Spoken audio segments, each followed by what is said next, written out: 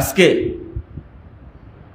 সারা পৃথিবীতে যত লোক সৌদি আরবে যায়, বিশেষ করে বাংলাদেশ থেকে যত মানুষ সৌদি আরবে যায়, কুয়েতে যায়, তারাই কিন্তু আকীদা সংশোধন করে বাংলাদেশে প্রত্যন্ত অঞ্চলে মসজিদ করে, যেখানে আমরা কোনোদিন যেতে পারতাম না সেই জায়গায় টেনে নিয়ে যাই।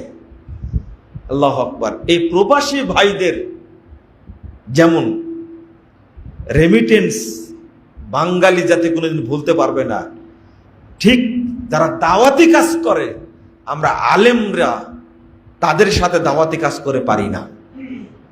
প্রবাসী ভাইয়েরা এতই দাওয়াতি কাজ করে, প্রোগ্রাম হচ্ছে, টাকা দিচ্ছে কে?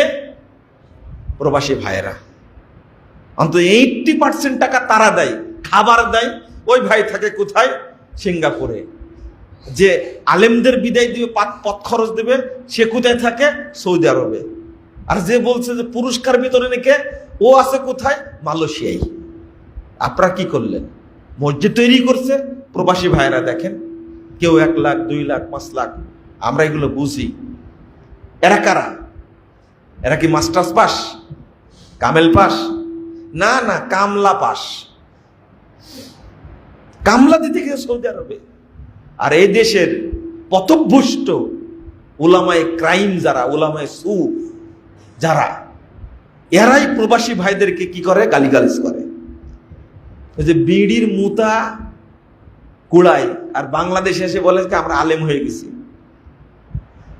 96 বছর যাবৎ বুখারী পড়াই, পেটে গুলি মারলেও তাওহীদ কয় প্রকার বলতে পারবে না। সৌদি আরবে মাত্র 3 মাস থাকলে তাওহীদ কয় প্রকার, কি কি সংজ্ঞা, কি সব বলে দিতে পারে তারা। তোমাকে এই ভূতের মন্তরের মতো বুখারী পড়তে কে বলেছে? বুঝেননি কথা?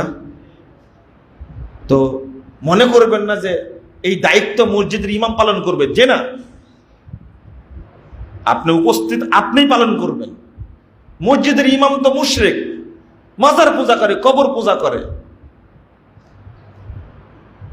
তাদের উপরে আপনি কি ভরসা করতে পারবেন? যে না, বুঝতে আসে না। মনে করেন যে আমি শুনছি, আমি দাওয়াতি কাজ করবো ইনশাআল্লাহ, এবং সবাই দাওয়াতি কাজ করবে।